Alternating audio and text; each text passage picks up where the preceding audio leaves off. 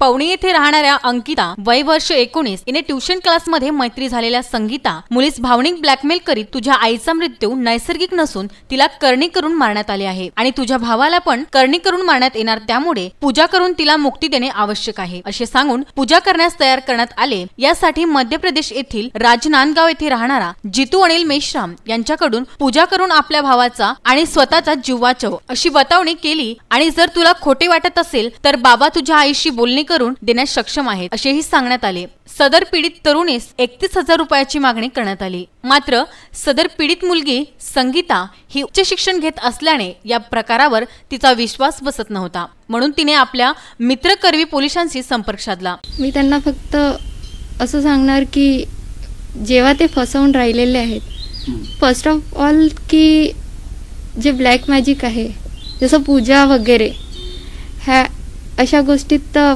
पहिल्या मुलीच नाही तर सर्वांनी लक्षात ठेवावा की ब्लॅक मॅजिक मध्ये वगैरे विश्वास ठेवण्यात काही अर्थ नाही आहे, अशा काही गोष्टी राहत नाही। तर जसं कोणी तुम्हाला समोर सांगत आहे ब्लॅक मॅजिक बद्दल तर आधीच तुम्ही नाकार देऊन ते सर्व तिथेच बंद करा।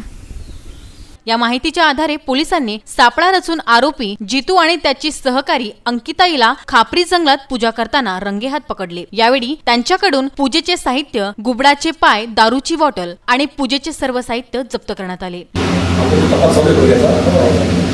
काय दिसतंय होतं आरोपी जे बॅकग्राऊंड एवढं काय शूटिंग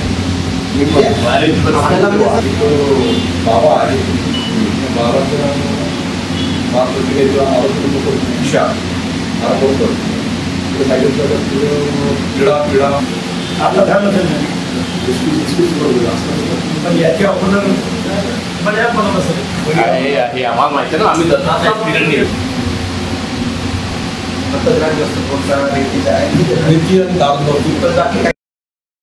या प्रकरणात पोलिसांनी अंधश्रद्धे प्रतिबंधक कायदा कलम 3 प्रमाणे गुन्हा नोंद केला असून यात तपास सुरू आहे। ब्युरो रिपोर्ट, विसे न्यूज, पवनी।